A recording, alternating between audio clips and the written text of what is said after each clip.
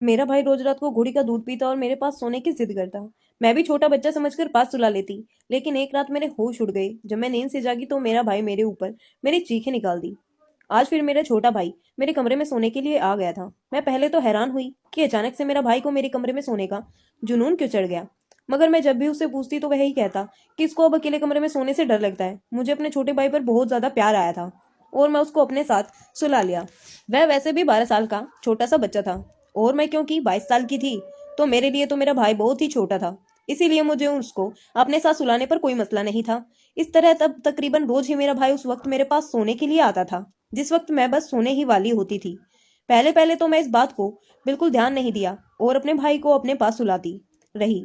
मगर फिर कुछ दिनों के बाद मुझे अपने भाई में अजीब से बदलाव महसूस होने लगे थे। मुझे लगता था कि जैसे मेरा भाई मुझे हर वक्त बहुत गौर से देखता है। और सिर्फ रात ही नहीं, मेरा छोटा भाई दिन में भी और मेरे आगे पीछे घूमने लगा था। मैं जहाँ जाती वह मेरे ही पीछे होता था। मैं किचन में काम कर रही होती तो मेरा छोटा भाई भी किचन में ही मेरे पास आकर बैठ जाता। और जब तक मैं किचन में काम करती रहती वह वहीं पर बैठा रहता था। और अगर मैं उसको बोल भी देती कि तुम यहाँ क्या कर रहे हो, तो अपने दोस्तों के साथ जाकर खेल तो क्यों नहीं हो। मैं इतने दिनों से देख रही हूँ कि तुम अब स्कूल भी बहुत छुट्टियां करने लगे हो और यह बहुत गलत बात है। इस तरह तुम्हारी पढ़ाई का बहुत ज्यादा नुकसान हो जाएगा और तुम अपनी क्लास वालों से बहुत पीछे रह जाओगे। और जो मेरे ख्वाब है तुम्हें डॉक्टर बनाने का, वह भी पूरा नहीं हो पाएगा। तुम अब अपनी छुट्टियां वाली यह गलती रूटीन खत्म कर दो और दोबारा से स्कूल जाना शुरू कर दो। तो मेरा भाई यह बात सुनकर लड़ने वाले अंदाज में कहता है कि बस दीदी, नहीं जाना मुझे स्कूल में, घर बैठकर पढ़ाई कर लेता हूँ और मुझे ज्यादा पट्टी ना पढ़ाओ। और ना यह कोशिश करे कि मैं घर से बाहर हूँ और ना ही अब मुझे दोस्तों के साथ खेलने में दिलचस्पी रही है। मैं अब बड़ा हो गया हूँ और मैं घर के आपके साथ रहना चाहता हूँ। तो बार बार मुझे एक ही बात मत किया करो प्लीज। मैं अपने भाई की बातें सुनकर हैरान होती और परेशान भी होने लगी थी, क्योंकि वह अपनी आदत, फितरत और रूटीन से हटकर सारे काम कर रहा था, जबकि वह पहले ऐसा नहीं था। वह अपनी पढ़ाई को लेकर बहुत ज्यादा सीरियस था और दिन रात अपनी पढ़ाई के लिए बहुत मेहनत करता था। और अपनी क्लासेस में वह सबसे ज्यादा टॉपर बच्चा था। और फिर स्कूल से आकर थोड़ी देर आराम के बाद वह पास वाले पार्क में चला जाता था और शाम तक अपने दोस्तों के साथ खेलता था। शुरू से मेरे छोटे भाई की यही रूटीन रही थी। ओ तो फिर अब इसको ऐसा क्यों हो गया था कि वह दिन रात मेरे सिर पर सवार रहने लगा था। सिर्फ इतना ही नहीं, मैंने महसूस किया था वह घर बैठे मुझ पर ही नजर रखता था और उसकी नजरें मुझे अंदर तक उतरती महसूस होती थी। वह जैसे मुझे अंदर तक छानबीन करना चाहता हो। इसीलिए यह हरकत मुझे परेशान कर रही थी। और फिर जो काम उसने रात को शुरू किया हुआ था, अब तो उससे भी मुझे घबराहट होने लगी थी। मैं जब भी सोने की तैयारी करती, मेरा छोटा भाई मेरे कमरे में आ जाता और मुझसे कहता कि मुझे आपके साथ सोना है। पहले तो मैं उसको छोटा बच्चा समझकर पास सुलाती रही। फिर मैंने महसूस किया जब वह रात को मेरे पास आता था तो उसकी हालत बहुत अजीब महसूस होती थी। उसकी आंखें लाल हुई रहती थी और अजीब तबीयत का लगा रहता था और उसकी आंखों में भी कुछ अलग ही महसूस होने लगा था। और यह बात मुझे बहुत परेशान करने लगी थी।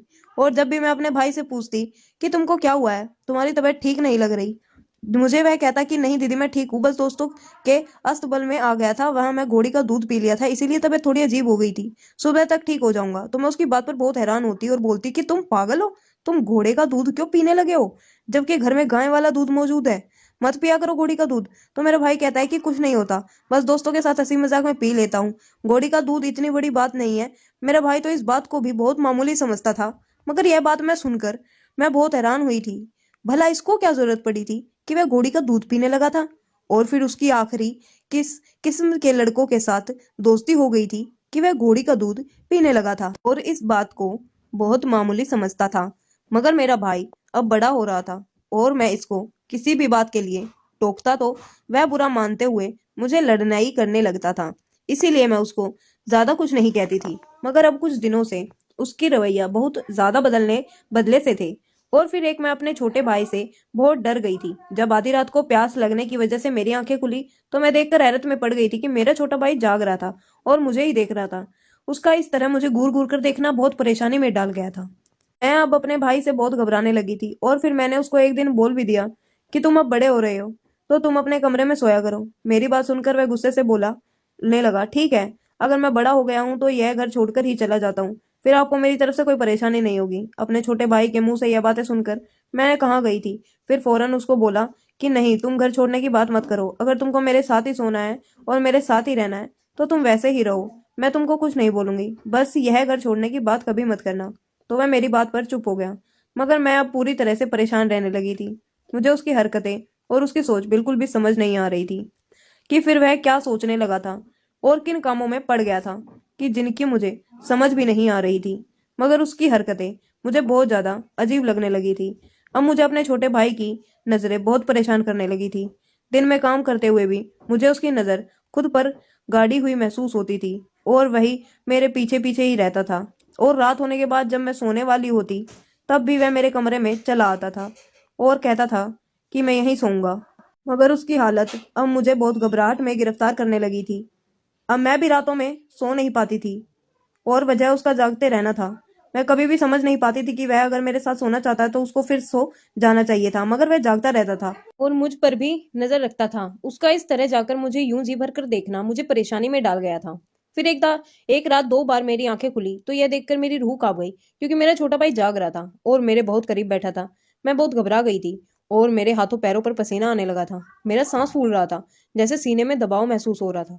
और मैं बहुत कोशिश के बावजूद भी हरकत नहीं कर पा रही थी और ना ही अपने भाई से कुछ भी पूछने की हिम्मत नहीं हो रही थी कि वह जागता क्यों रहता है और वह चाहता क्या है और क्यों मुझे घूरता रहता है। अब मैं बुरी तरह घबराहट का शिकार हो गई थी और अपने भाई की वजह से मेरी भी नींद उड़ चुकी थी और मैं भी दिन में भी आराम नहीं कर पाती थी। मुझे बहुत ज्यादा एहसास होने लग रहा था कि मेरा भाई बहुत बदल गया है और यह बदलाव बहुत गलत किस्म का था और गलत था कि कुछ है ऐसा जो मेरी समझ से बाहर था। अगर जो भी था वह बहुत गलत था। और फिर एक दिन मुझ पर अपने भाई की इस हालत का राज खोला था जिसने मेरे रोंगटे खड़े कर दिए थे और मैं जीने के काबिल भी नहीं रही थी। वह हकीकत जानकर मेरा दिल किया था कि जमीन फटे और मैं उसमें समा जाऊं। इतनी बेइज्जती और इतनी घटिया हरकत सोच भी नहीं सकती थी कि जो मेरा भाई ने की थी, और मेरे भाई की हरकत ने मुझे जीते जी ही मार दिया था।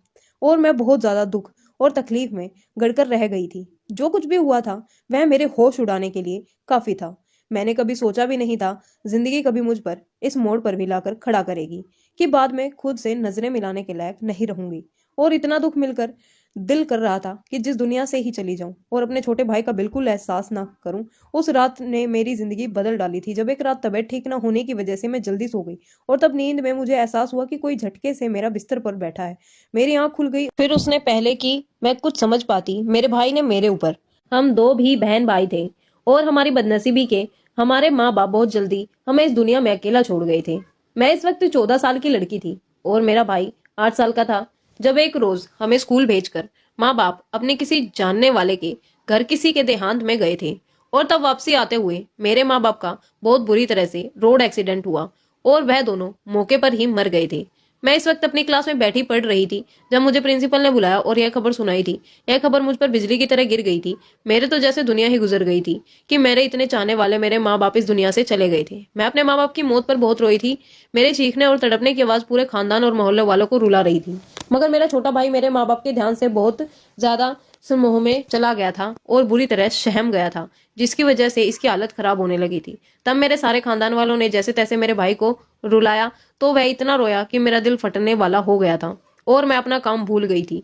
उसकी उम्र ही क्या थी जिसमें इसको माँ बाप की जुदाई सहनी पड़ गई थी, और वह भी ऐसे वक्त में जबकि मेरा भाई अभी तक माँ बाप के साथ ही सोता था और माँ बाबा का बहुत ज्यादा लाडला था। इस वजह से अब मेरे माँ बाप की मौत पर उसका बहुत बुरा हाल हो गया था और फिर उसको दौड़े पड़ने लगे थे और यह बहुत खतरनाक बात थी। हालांकि मेरे चाचू ने इसको किसी अच्छे से डॉक्टर से चेक करवा कर उसको नींद की दवाइयां देना शुरू करवा दिया था और मेरा भाई ज्यादातर बेहोश रहता था और उसकी कोई होश नहीं रहता था कि घर में क्या हो रहा है और क्या नहीं। हमारे घर में 2 पोषण बने हुए थे, एक क्वेश्चन हमारा था और एक मेरे चाचा का था। चाचा के 2 ही बेटे थे और बेटी कोई भी नहीं थी, जिसकी वजह से चाचा मुझ पर बहुत ज्यादा प्यार करते थे और अपनी बेटी का सारा शौक मुझसे ही पूरा कराते थे। और यही बात मेरी चाची को बहुत बुरी लगती थी कि जाने उनको मुझसे क्या नफरत थी कि जब भी मेरे चाचा मेरे लाड उठाते तो उनको बहुत ज्यादा बुरा लगता था और उनको लगता था कि मैं उनके बच्चों का हक मार रही हूँ।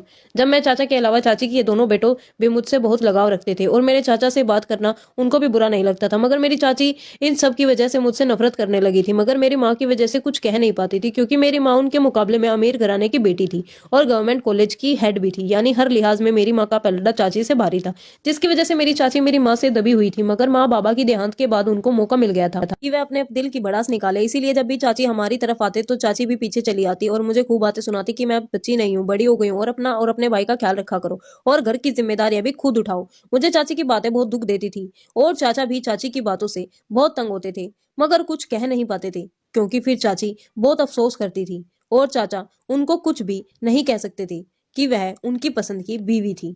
अभी मैं अपने माँ बाप की मौत के सदमे से नहीं निकल पाई थी कि मुझे अपने भाई की हालत के साथ साथ चाची की तकलीफ वाली बातें और रवैये ने बुरी तरह तोड़कर रख दिया था और मैं इस वजह से बहुत परेशान रहती थी और दिन रात रोती रहती थी और माँ बाबा को बहुत याद करती थी कि उनकी जिंदगी में हम लोग कितनी अच्छी जिंदगी गुजार रहे थे। मगर अब अचानक से हमारा तख्त ही पलट गया था और मुझे इस उम्र में जिंदगी की कड़वी सच्चाई को झेलना पड़ रहा था। मेरे चाचा भी हमारी वजह से बहुत परेशान थे क्योंकि वह हम दोनों बहन भाई से बहुत प्यार करते थे, मगर चाची की वजह से वह हम दोनों को वक्त नहीं दे पा रहे थे और यही बात उनको बहुत तकलीफ देती थी कि उनके बच्चों से हम दोनों छोटे थे, मगर हालात की मार ने हमें अकेला कर दिया था और अब हम हार गए। दिन चाची की नफरत बढ़ती जा रही थी और फिर उस मसले का चाचा ने एक हल निकाला और मेरा रिश्ता अपने छोटे बेटे के साथ तय कर दिया। मगर यह बात सुनते ही चाची ने बहुत बवाल मचाया और चाचा ने बहुत लड़ाई की और मुझे भी खूब गालियां दी और कहा कि यह रिश्ता किसी हाल में नहीं होगा। मगर जब चाचा नहीं माने तो वह रूठ कर मायके चली गई। अब जब तक चाचा अपनी फैसले से पीछे नहीं हटेंगे और अपना पोजीशन सही कर कहीं और शिफ्ट होने का वादा नहीं कर लेते, वह वापस नहीं आएंगी। उनके जाने का चाचा पर बहुत बुरा असर हुआ था क्योंकि वह अपनी बीवी से बहुत प्यार करते थे और अब उनकी बीवी मायके जा बैठी थी और मायके जाने से दोनों बेटे भी बहुत परेशान हुए थे क्योंकि उनको भी माँ के बगैर रहने की आदत नहीं थी। तब मजबूरन चाचा ने चाची की बात करने का फैसला कर लिया और मेरे मामा को बुलाकर उनकी निगरानी में पूरा घर बिका कर हमारा हिस्सा मेरे मामा को दे दिया और अपना हिस्सा लेकर अलग घर खरीद कर वहां शिफ्ट हो गए। मगर जाने से पहले चाचा मामा की मौजूदगी में एक ऐसा जैसा काम कर गए थे जिसका चाचा को पता नहीं था। बस वह इस काम से बहुत खुश थे कि उनकी चाहत पूरी हो गई थी। फिर चाचा के चले जाने के बाद मेरे मामा ने अपने घर वाले इलाके में हमारे लिए एक घर खरीदा और हम बहन भाई को वहीं शिफ्ट कर दिया। उसके बाद मामा तकरीबन रोज ही हमारे पास चक्कर लगाते थे और हमारी हर जरूरत पूरी करते थे।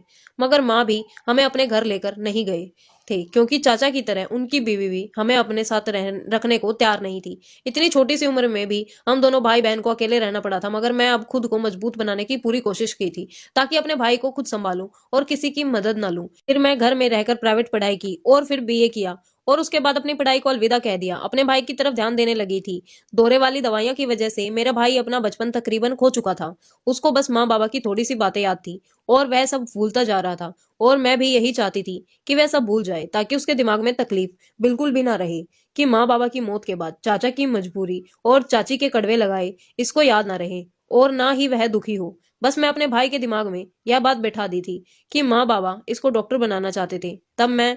तब से मेरा छोटा भाई अपनी पढ़ाई को लेकर बहुत ज्यादा सीरियस था क्योंकि इसको डॉक्टर बनना था और हमें रुपए पैसे की कोई कमी नहीं थी क्योंकि माँ बाबा की गवर्नमेंट जॉब की वजह से उनकी पेंशन हमें मिलती थी और फिर बाबा ने हमारे लिए मार्केट में 5 दुकानें लेकर किराए पर चढ़ा रखी थी। तो इन सब का इतना पैसा आ जाता था कि हमारा घर बहुत आराम से चल रहा था और हमें किसी के मोहताज होने की जरूरत नहीं थी। और फिर गुजरते वक्त के साथ धीरे धीरे मामा ने भी हमारे पास चक्कर लगाना छोड़ दिया था, मगर अब मैं अकेले अपने घर को चलाने में माहिर हो चुकी थी और किसी के ना होने से मुझे कोई भी फर्क नहीं पड़ता था। हम अगर अपनों के होते हुए भी अकेले रहना मुझे बहुत दुख दे रहा था। वक्त का काम है गुजर जाना और वह गुजर ही रहा था। मुझे भी धीरे धीरे हर काम की आदत हो गई थी और कभी किसी चीज का मसला नहीं हुआ था। मैंने अपना ध्यान अपने छोटे भाई पर लगा दिया था, पर अब मुझे वक्त से मेरा भाई बहुत बदलता हुआ सा महसूस होने लगा था और पढ़ाई का बहुत शौकीन मेरा छोटा भाई पढ़ाई से भी जी चुराने लगा था और तो और उसने अपने दोस्तों के साथ खेलना भी छोड़ दिया था। और जब मैं उससे पूछने की कोशिश की तो उसने मुझसे बदतमीजी की और कहा कि वह अपनी मर्जी से रहना चाहता है और मैं उसके मामलों में ना बोलूं।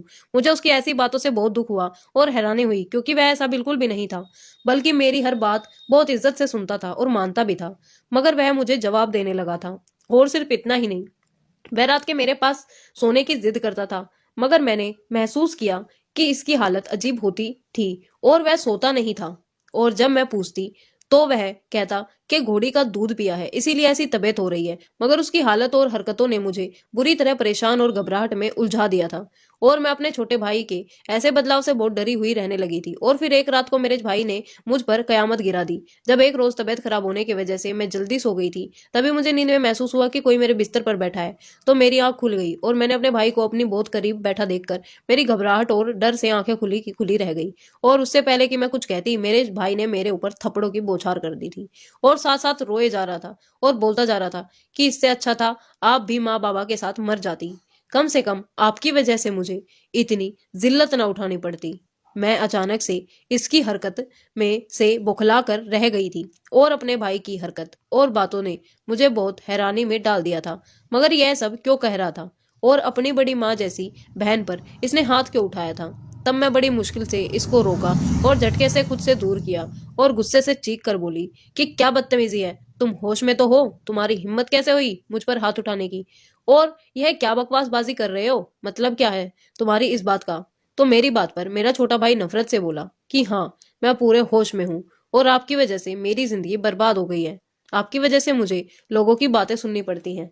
आपकी वजह से मेरे दोस्तों ने मुझसे दोस्ती तोड़ दी है। मैं कहीं मुंह दिखाने के काबिल नहीं रहा। मैं इसकी बात सुनकर हैरत में रह गई थी। मुझे समझ नहीं आया था कि वह ऐसा क्या कह रहा था।